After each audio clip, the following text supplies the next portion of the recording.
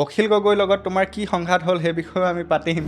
10,000 student লৈ 3 ঘণ্টা আমি ৰ'ড ব্লকেট কৰিছোঁ আমাৰ জনজাতীয় উদ্যোগিত অঞ্চলসমূহত কি কৰে জনজাতীয় ৰাজ্যৰ কাৰণে আন্দোলন কৰিছোঁ জনপ্ৰতিনিধিক এখন দলঙত মোক খোজকাঢ়িবলৈ 21ত তুমি নিৰ্দলীয় হিচাপে সন্মানীয় লখিমপুৰ বিধানসভা সমষ্টিত প্ৰতিদ্বন্দ্বিতা কৰিছিলা কংগ্ৰেছ চৰকাৰৰ দিনত অন লাইভ ডেট মই সেইটো জানো নিৰ্দলীয়কৈ কেতিয়াও জিকিব নোৱাৰে মিচিং এলেকাত মই প্ৰৱেশ কৰিব নোৱাৰোঁ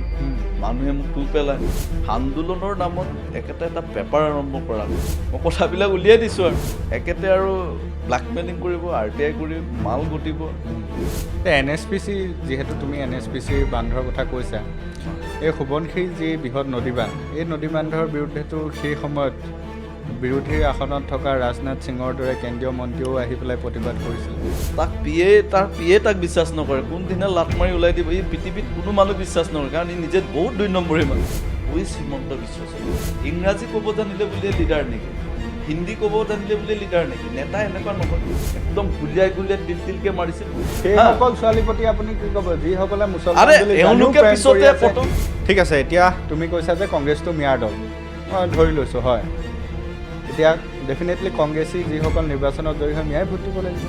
অভিয়াছলি আৰু তেনেকুৱাই যদি হয় এতিয়া তুমি ইতিমধ্যে কৈ গ'লা যে যোৰহাটৰ পৰাতো লোকসভা নিৰ্বাচনত গৌৰৱ গগৈ জয়ী হৈছে তো সেইসকল যদি মিয়া ধৰি ল'লোঁ আকৌ তোমাৰ কৈছা যে এতিয়া পঞ্চায়ত ইলেকশ্যনত বিজেপি জয়ী হৈছে গতিকে এতিয়া তুমি কি জাতীয়তাবাদী দল বুলি ক'লে ভাৰতীয় জনতা পাৰ্টীয়ে নমস্কাৰ প্ৰিয় দৰ্শকসকল আমি আৰম্ভ কৰিছোঁ উদ্যম পডকাষ্টৰ আজিৰ এটা বিশেষ খণ্ড আজি আমাৰ মাজত আছে বিজেপিৰ অনুসূচিত জনজাতি মৰ্চাৰ ৰাজ্যিক সম্পাদক সকলোৰে চিনাকি নিৰ্মল পায়েং নমস্কাৰ প্ৰথমতেই আমি তোমাক আজি আমাৰ এই অনুষ্ঠানৰ মাজলৈ স্বাগতম জনাইছোঁ নমস্কাৰ একদম আজি পডকাষ্ট চেনেললৈ মোক নিমন্ত্ৰণ কৰাৰ বাবে তোমালৈ ধন্যবাদ জ্ঞাপন কৰিছোঁ হয় তো আমি আজি আৰম্ভ কৰিব বিচাৰিছোঁ তোমাৰ একেবাৰে শৈশৱৰ পৰা তুমি যি সামাজিক ক্ষেত্ৰত জড়িত হৈ পৰিছিলা গতিকে এই গোটেইখিনি কথা আমি তোমাৰ পৰা জানিবলৈ চেষ্টা কৰিম এই তোমাৰ যি দীঘলীয়া যাত্ৰা গুণাহুতি উন্নয়ন মঞ্চৰ পৰা যুৱ সংঘৰ পৰা আৰম্ভ কৰি বৰ্তমান বিশ্বৰ সৰ্ববৃহৎ ৰাজনৈতিক দল বিজেপিৰ অনুসূচিত জনজাতি মৰ্চাৰ সম্পাদকলৈকে এই যি তোমাৰ দীঘলীয়া সামাজিক ৰাজনৈতিক যাত্ৰা ঘটনা পৰিঘটনা এই বিষয়ে প্ৰথমতেই তোমাৰ পৰা এক চমু অৱলোকন আমি ৰাইজক জনাব বিচাৰিম আচলতে মই মোৰ ৰাজনৈতিক যাত্ৰাটো অতি ঘাট প্ৰতিঘাতৰ মাজত সামাজিক জীৱনৰ পৰা ৰাজনৈতিক যাত্ৰা মোৰ এই যাত্ৰাটো মানে অতি বহুত ঘাট প্ৰতিঘাত সংঘাতৰ মাজেৰে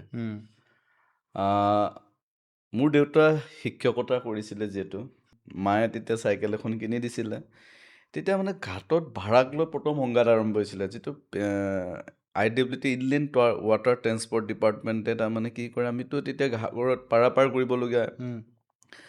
এদিন মানে টকা বেছি লোৱা মোৰ টকা নাছিলে তেতিয়া এইটো সময়ত আজিও মনত আছে এইটো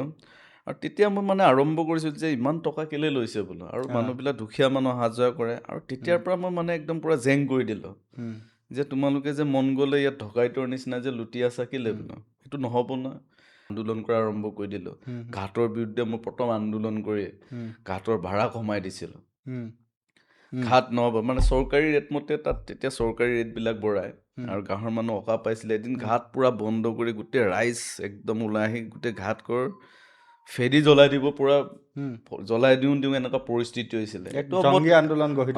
আন্দোলন এইটো মোৰ বিৰুদ্ধে লেচিসকলে মানে FIR দিছিলে বিভিন্ন ৰকমৰ মানে বুঢ়া FIR দি মোক আন্দোলন ৰুদ্ধ কৰিব লৈছিলে তেনেকুৱা বহুত ঘটনা পৰিঘটনা লাহে লাহে সোৱণশিৰি সুৰক্ষা সংগ্ৰাম গুণাহুতি উন্নয়ন সমিতি এনেধৰণৰ মঞ্চ তৈয়াৰ কৰিলে আমি পিছত সমূহ ছাত্ৰ ছাত্ৰীয়ে মিলি এটা অদশম জনজাতি ছাত্ৰ সন্থা আমি লখিমপুৰ বাণিজ্য মহাবিদ্যালয়ত প্ৰতিষ্ঠা কৰিছিলোঁ আৰু তাৰ সভাপতি হিচাপে মই দায়িত্ব বহন কৰিছিলোঁ আমাৰ লক্ষ্যজিৎ দেউৰী জেনেৰেল ছেক্ৰেটাৰী আছিলে আৰু তেনেধৰণে আমাৰ প্ৰতিষ্ঠাপক সভাপতি হিচাপে তাৰপিছত আমি লাহে লাহে বিশাল আন্দোলন আমি এইটো মনত আছে যেতিয়া সুমিত্ৰা পাত্ৰীৰ WPT মিনিষ্টাৰ আছিলে তেতিয়া আমি গোগামুখৰ ৰাজপথ তেখেতৰ গৃহ সমষ্টি ধেমাজি আছিলে যিহেতু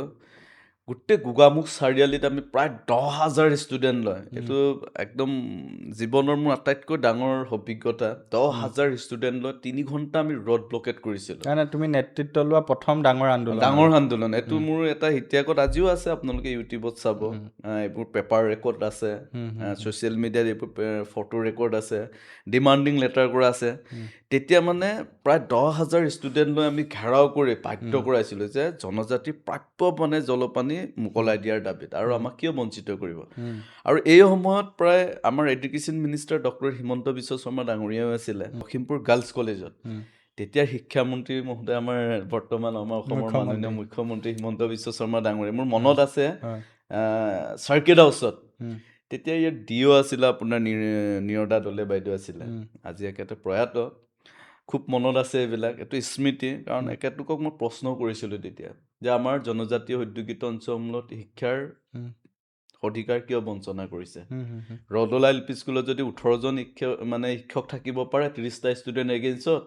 আমাৰ 200-300জন ষ্টুডেণ্টৰ এগেইনষ্টত এজনীয়া শিক্ষক ছাৰ এইটো আপুনি কথাটো দৃষ্টিগোচৰ কৰিলোঁ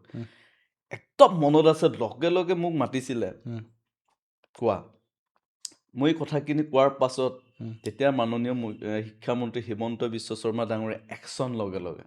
ডিচিক ধমক দিছে তেতিয়াৰ জিলা শিক্ষা বিষয়াক ধমক দিছে কি চলাইছে আপোনালোকে ডিপাৰ্টমেণ্ট নেক্সট দিনা প্ৰেছ মিট কৰি গোটেই ৰটেশ্যন কৰা ছিষ্টেম পৰিলক্ষিত হ'ল ডক্টৰ হিমন্ত বিশ্ব শৰ্মা ডাঙৰীয়া কিন্তু তেতিয়াৰ নেতৃত্বটো অলপ বেলেগ আছিলে আৰু তেতিয়াৰ পৰাই মোক একেতে নিৰ্মল পায়েং বুলি অলপ জানে তাৰপিছত লাহে লাহে এনেধৰণৰ সংগ্ৰাম বিভিন্ন আমাৰ ট্ৰাইবেল তোমাৰ তাত শিক্ষক দিলে আৰু শিক্ষক দিলে তেতিয়া তাৰপিছত লগে লগে এজনে শিক্ষক দূৰীকৰণ কৰিলে আৰু লগে লগে প্ৰেছ মিট দিছে তাৰ নেক্সট দিনা দিছপুৰত গৈ প্ৰেছ মিট দি অসমৰ যিমান শিক্ষক মাননীয় শিক্ষামন্ত্ৰীয়ে নিজে এইটো বিষয়ক লৈ প্ৰেছ মিট দিছে মই প্ৰশ্ন কৰিছিলোঁ কেইটামান অলপ আৱেগিকভাৱে প্ৰশ্ন কৰিছিলোঁ এগ্ৰেছিভ মুডতো কৰিছিলোঁ কিন্তু লগে লগে একেটা একশ্যন লোৱা দেখা গৈছিল আৰু তাৰপিছত প্ৰায় শিক্ষকবিলাক এটা ৰোটেশ্যন মেইনটেইন কৰিলে ষ্টুডেণ্টৰ ৰেচিঅ' মেইনটেইন কৰিছে 30:1 এইবোৰ বিষয়ক লৈ ঘোষণা কৰিছিলে গোটেইখিনি খুব সুন্দৰ এটা এফেক্ট সকলক লৈ মানে গোটেই ৰাইজ ইমান এটা জনসমৰ্থন আছিলে এই সময়ত ৰাইজে দলং বিচাৰে মোক তেতিয়াতো বহু বিষয়াই বহু MLA তেতিয়া মোক গালি দিছিলে তুমি মানে অসম্ভৱ বিষয় এটা তুমি আন্দোলন কৰিছা অসম্ভৱ বিষয় দলং বিচৰাটো অসম্ভৱ কৈছিলে তেতিয়া মোক মানুহে হাঁহিছিলে গুণাৱতীৰ নিচিনা জেগাত কি আছে তাত কি ৰেভিনিউ জেনেৰেট হ'ব তুমি তাত দলং বিচাৰিছা এইটো অসম্ভৱ কথা মই আজিও নাম নকওঁ বহুতে তেনেধৰণৰ কথা মোক ইতিখিং তুচ্ছ তাচ্ছিল্য কৰিছিলে তাতো আমাৰ তাবুৰাম টাইট ছাৰৰ নেতৃত্বত আমি মাননীয় পূৰ্বৰ মুখ্যমন্ত্ৰী আৰু তেতিয়াৰ PWD মিনিষ্টাৰ প্ৰথম মই মেমৰেণ্ডামটো দিছিলোঁ ডক্টৰ হিমন্ত বিশ্ব শৰ্মা ডাঙৰীয়া তেতিয়া উৎপলদত্ত ডাঙৰীয়া MLA আছিলে মই ক'লোঁ যে ছাৰ চাউলদোৱা ব্ৰিজটো যিহেতু বহুত পুৰণি কেনেবাকৈ যদি ক্ৰেক হৈ যায় তেতিয়াহ'লে বিকল্প কিন্তু উজনি অসম স্তব্ধ হ'ব আৰু তাৰ বিকল্প কোনো ৰাস্তা নাই গতিকে আমাক গুণাসতিত গাগৰ নিৰ্মাণ কৰি গুণাসতিৰ হয় একদম পূৰা ঢকুৱাখানা আপুনি চাবচোন দেই ঢকুৱাখানাত লখিমপুৰ জিলাখনৰ পৰা একদম আপ টু এতিয়া ইয়াত 30 কিলোমিটাৰো নহয় একদম মেইন ঢকুৱাখানা এনেকুৱা যদি আমি ঘূৰি যাওঁ চাউলদোৱা একদম পূৰা আপোনাৰ গোগামুখৰ ইয়ালৈ 62 পৰা 68 কিলোমিটাৰ ছামথিং মই পাৰফেক্ট ইমানটো মানৰ হ'ব তেতিয়া এই দলংখন আহিলে আমাৰ মাজুলী কানেক্টিভিটি ষ্ট্ৰং হৈ গ'ল যোৰহাট কানেক্টিভিটি ষ্ট্ৰং হৈ গ'ল তেনেধৰণে যেতিয়া মই ডক্টৰ হিমন্ত বিশ্ব শৰ্মা ছাৰ যেতিয়া PWD মিনিষ্টাৰ আছিলে মুখ্যমন্ত্ৰী আমাৰ সৰ্বানন্দ সোণোৱাল ছাৰ থাকোঁতে প্ৰাক্তন মুখ্যমন্ত্ৰী তেতিয়া মই স্মাৰক পত্ৰটি প্ৰথম দৃষ্টিগোচৰ কৰিছিলোঁ গোটেই কথাখিনি স্পষ্টকৈ ছাৰক মই দাবীটো উত্থাপন কৰিছিলোঁ তেতিয়া তেতিয়া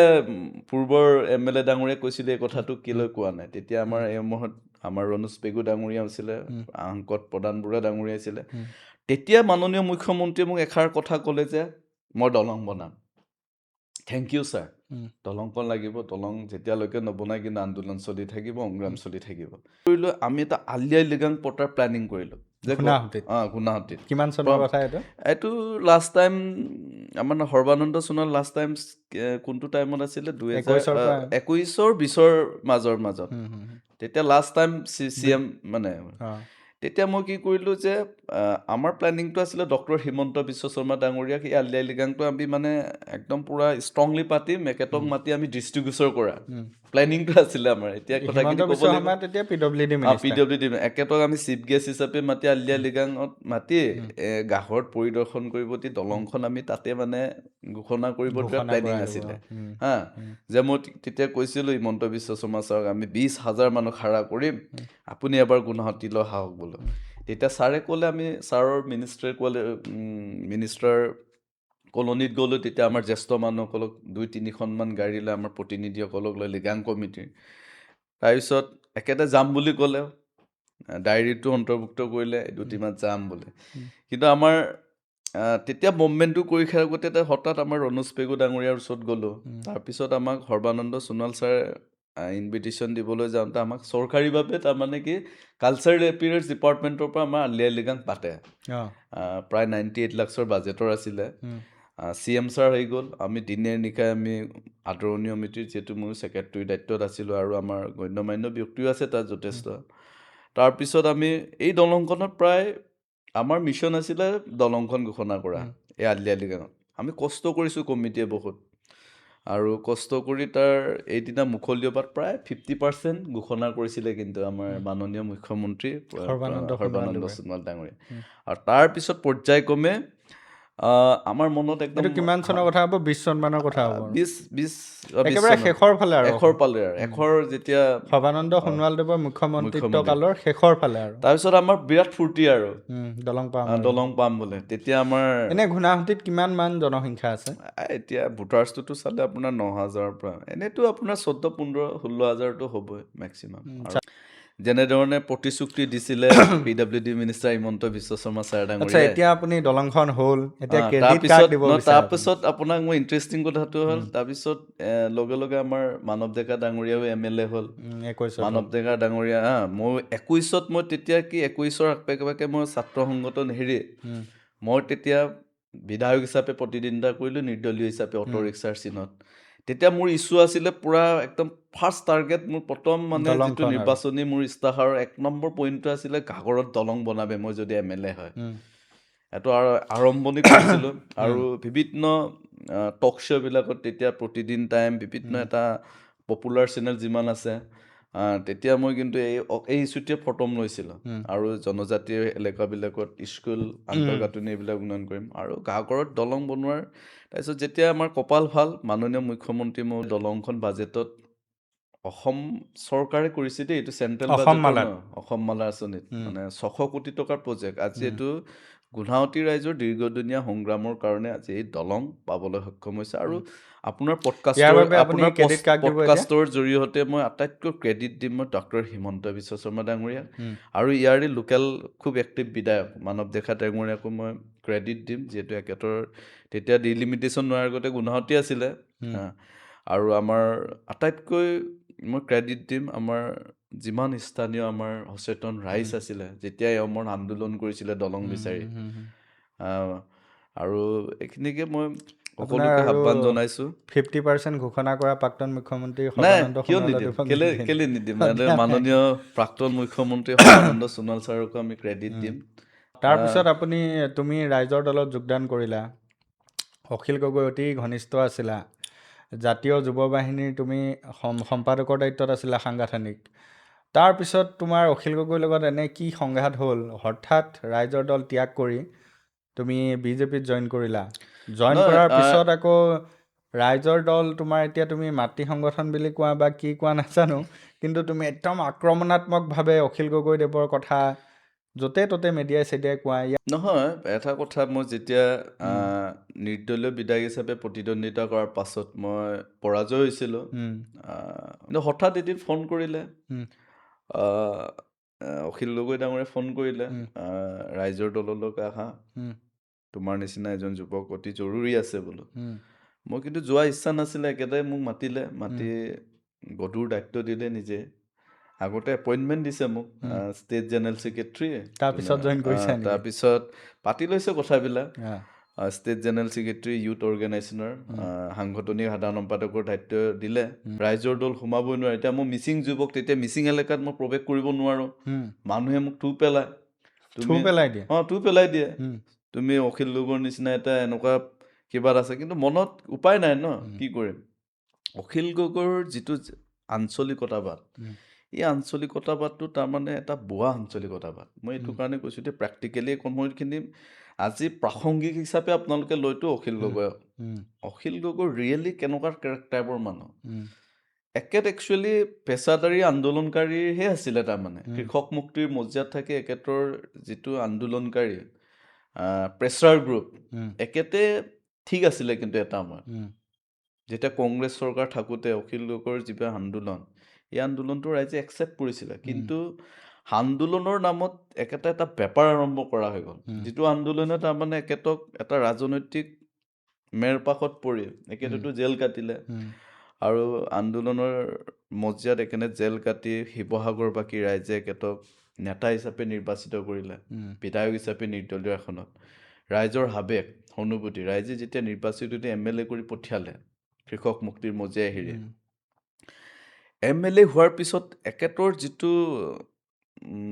ৰাজনৈতিক যাত্ৰা এইটো আপোনালোকে দেখিছে যে এটা মুষ্টিমীয় মানুহৰ মাজত সোমাই পৰিলে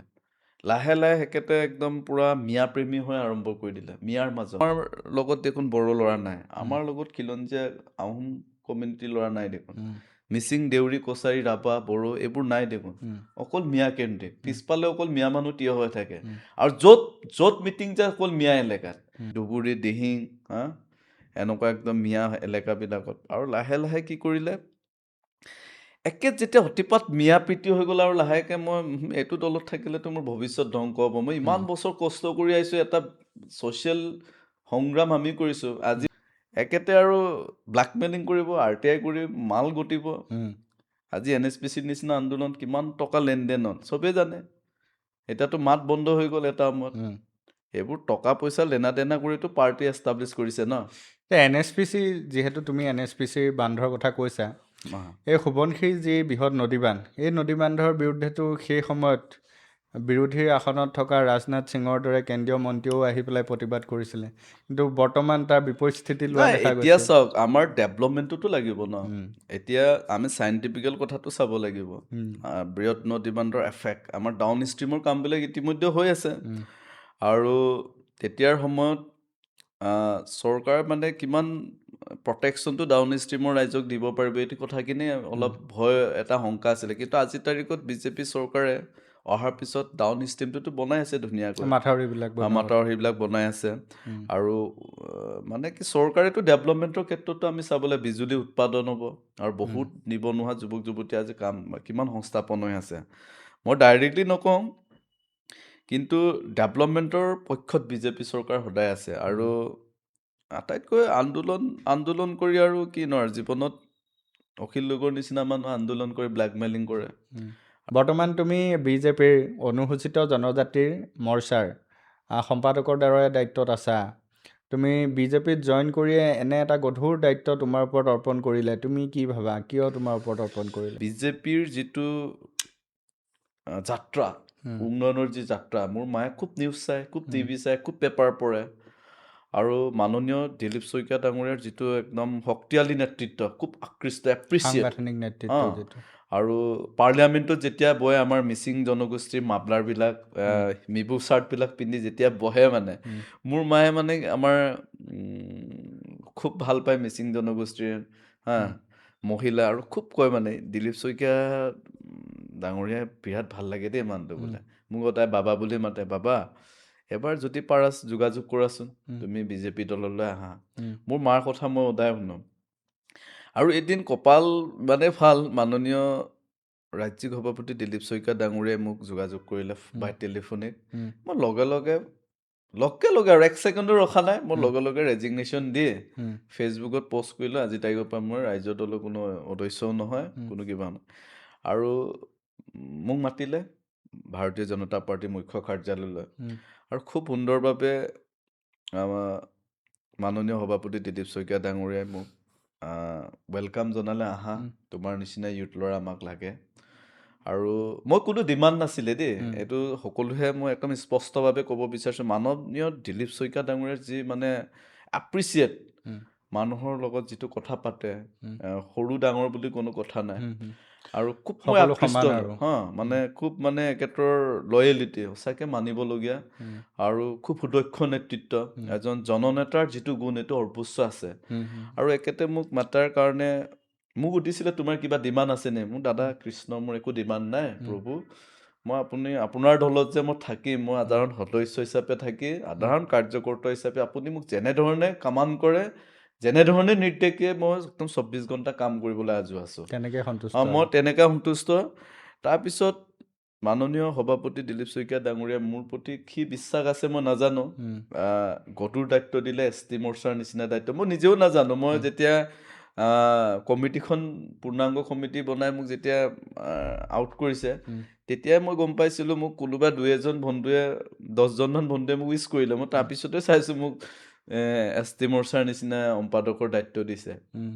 নেক্সট দিনাৰ পৰা মই আৰম্ভ কৰি দিলোঁ বৰ্তমান এতিয়া কাম কাজ কেনেকুৱা কৰি কেনেকুৱা লাগিছে মই দলৰ সম্পূৰ্ণ নীতি আদৰ্শ জ্যেষ্ঠসকলৰ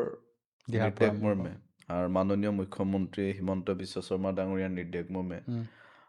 মাননীয় আমাৰ ৰাজ্যিক সভাপতি দিলীপ শইকীয়া ডাঙৰীয়াৰ নিৰ্দেশ মৰ্মে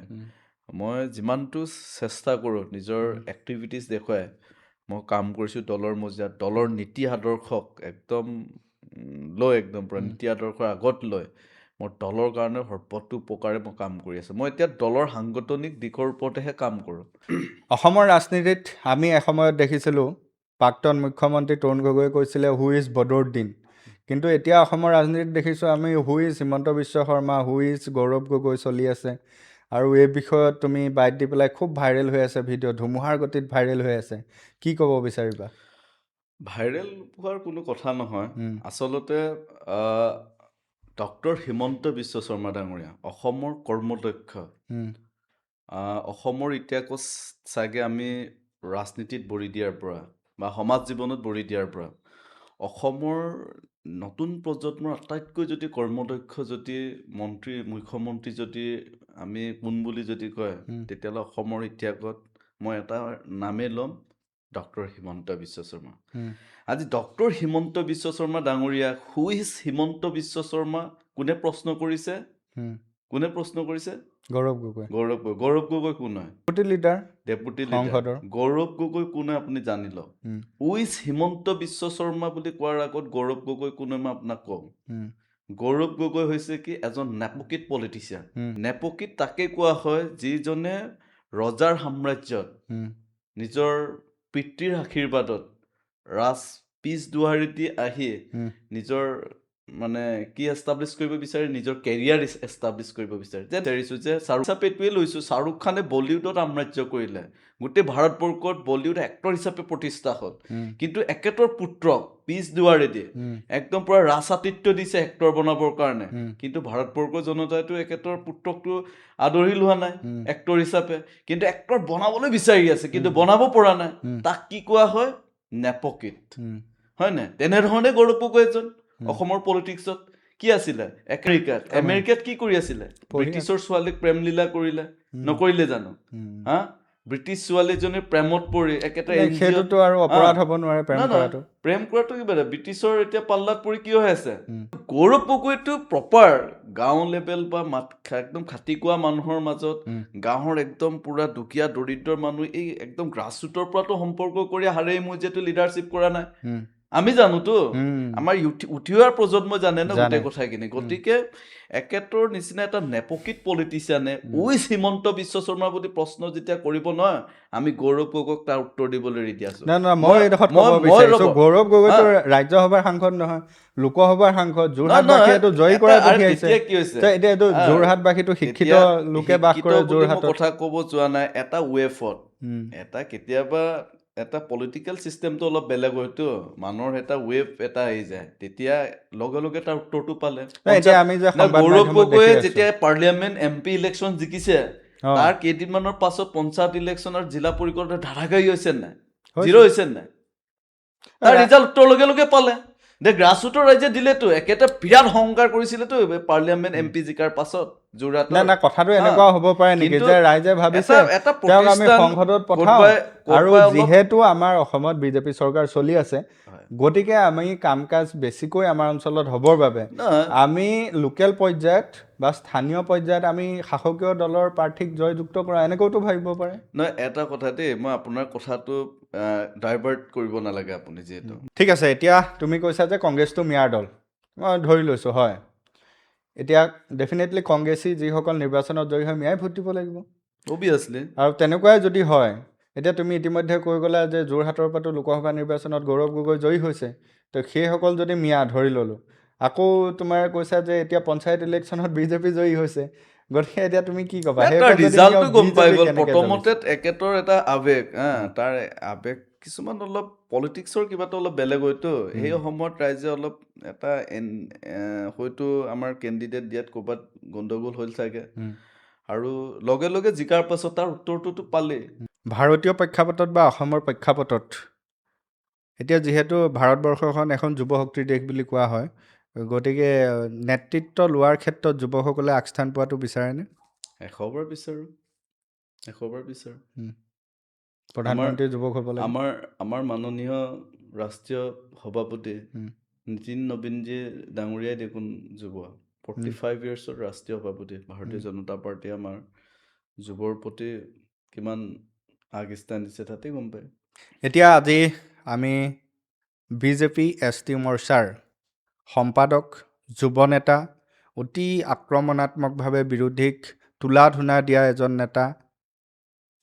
মোৰ ভাতৃপ্ৰতিম বন্ধু নিৰ্মল পায়েং ডাঙৰীয়াৰ লগত আজি দীঘলীয়া কথা বতৰা পাতিলোঁ এতিয়া আমি তোমাৰ পৰা অতি চমুকৈ কেইটামান প্ৰশ্নৰ এটা বাক্যত উত্তৰ বিচাৰিম ৰাইজক জনাব বিচাৰিম প্ৰথমতেই জানিব বিচাৰিছোঁ ৰাজনৈতিক ক্ষেত্ৰত তোমাৰ আদৰ্শ ব্যক্তি কোন মোৰ ৰাজনীতিৰ ক্ষেত্ৰত যদি আজিৰ তাৰিখত মই আটাইতকৈ যদি ভাৰতবৰ্ষৰ প্ৰেক্ষাপটত যদি চাই মই অটল বিহাৰী বাজপেয়ীজী আৰু নৰেন্দ্ৰ মোদী ডাঙৰীয়াৰ যিটো সফল নেতৃত্ব আৰু অসমৰ মজিয়াত যদি চাই আমাৰ সুদক্ষ কৰ্মদক্ষ মুখ্যমন্ত্ৰী ডক্টৰ হিমন্ত বিশ্ব শৰ্মা আৰু সাংগঠনিকভাৱে আমি সুদক্ষ নেতৃত্বত যদি চাই আমাৰ মাননীয় ৰাজ্যিক সভাপতি দিলীপ শইকীয়া ডাঙৰীয়াৰ আদৰ্শক মই বিশ্বাস কৰোঁ ঠিক আছে ধন্যবাদ জনাইছোঁ কেইজনমান ৰাজনৈতিক ক্ষেত্ৰৰ শাসক আৰু বিৰোধী নেতাৰ নাম ক'ম আৰু আপুনি এটা শব্দত ক'ব লাগে আপোনাৰ দৃষ্টিভংগী এতিয়া মই প্ৰথমতেই জানিব বিচাৰিছোঁ অটল বিহাৰী বাজপেয়ী আদৰ্শ পুৰুষ নৰেন্দ্ৰ মোদী কৰ্মদক্ষ অমিত শ্বাহ শক্তিশালী বাকপটুতা নীতিন গাডকাৰী খুব লয়েলি আৰু সহজ সৰল ৰাজনীতিবিদ বিৰোধী নেতা ৰাহুল গান্ধী কি ক'ম আৰু পাপুজি বুলিয়ে ক'ব লাগিব অতি সুবক্তা ৰূপে পৰিচিত কানহায়া কুমাৰ এগ্ৰেছিভ আমি এতিয়া অসমৰ প্ৰেক্ষাপটলৈ আহোঁ অসমৰ প্ৰেক্ষাপটত প্ৰাক্তন মুখ্যমন্ত্ৰী সৰ্বানন্দ সোণোৱাল লয়েল এজন নেতা বৰ্তমানৰ জনপ্ৰিয় মুখ্যমন্ত্ৰী হিমন্ত বিশ্ব শৰ্মাদেৱ কৰ্মদক্ষ বিজেপিৰ ৰাজ্যিক সভাপতি দিলীপ শইকীয়া ডাঙৰীয়া বিচক্ষণ আৰু সুদক্ষ নেতা সুদক্ষ সংগঠক অখিল গগৈ ব্লেকমেলাৰ অসম গণ পৰিষদৰ অতুল বৰা জাতীয়তাবাদ অসম জাতীয় পৰিষদৰ লুৰিণজ্যোতি গগৈ কম্প্ৰমাইজ নেতা অনুষ্ঠান সামৰিব লাগিব আজি তুমি আমাৰ আমন্ত্ৰণ ৰক্ষা কৰি আমাৰ এই উদ্যম পডকাষ্ট অনুষ্ঠানৰ এই বিশেষ খণ্ডটিত উপস্থিত থাকিলা তোমাৰ আজি যথেষ্ট এটা বিজি চিডুল আছিলে তাৰ মাজতো আমাৰ আমন্ত্ৰণ ৰক্ষা কৰি আমাৰ এই অনুষ্ঠানটিত উপস্থিত থকাৰ বাবে ধন্যবাদ আৰু কৃতজ্ঞতা জ্ঞাপন কৰিছোঁ পডকাষ্ট চেনেলটোলৈকেও মই খুব ৰাইজে খুব মানে আদৰি লওক আৰু পডকাষ্টত ভাল এতিয়া পডকাষ্ট হৈছে মই নিজে চাইছোঁ পৰাপক্ষত এই চেনেলটোক আপোনালোকে লাইক শ্বেয়াৰ কৰক যিমান কাৰণে আৰু ভাল অনাগত দিনত আপোনালোকে আমাৰ উঠি অহা প্ৰজন্ম আমাৰ নিজৰ ৰাইজৰ সেৱা মনোবৃত্তিৰে কাম কৰা আপোনালোকৰ চেনেলৰ মাজতে মানুহৰ মনৰ কথাবিলাক যে শুনিলে আজি মোৰ নিচিনা এজন সাধাৰণ কাৰ্যকৰ্তাক আপুনি ইয়ালৈ যে মাতি আনি মোৰ জীৱনৰ আমি একো কৰিব পৰা নাই জীৱনত আগবাঢ়িব পৰা নাই বহুত কাম কৰিবলগীয়া আছে তথাপিও মোৰ নিচিনা সাধাৰণ এজন যুৱকক সাধাৰণ এজন কাৰ্যকৰ্তাক যে আপুনি মাতি আনি এনেধৰণে মোৰ জীৱনৰ কিছু কথা যে আপুনি এই বয়সত কিমান দূৰ আগবাঢ়িব পাইছে এই কথাখিনি মনৰ কথাখিনি আপুনি সোধাৰ কাৰণে বা ক'ব দিয়াৰ সুযোগ দিয়াৰ কাৰণে মই আপোনাকো ধন্যবাদ জ্ঞাপন কৰিছোঁ। ধন্যবাদ পুনৰ এবাৰ। আমাৰ অতি প্ৰিয় দৰ্শকসকলক আমি পুনৰ এবাৰ ধন্যবাদ আৰু কৃতজ্ঞতা জ্ঞাপন কৰিছোঁ ইমান সময় আমাৰ এই অনুষ্ঠানটি উপভোগ কৰাৰ বাবে। লগতে আমাৰ আগন্তুক অনুষ্ঠানসমূহো আপোনালোকে চাই থাকিব বুলি আশা ৰাখিছোঁ। ধন্যবাদ।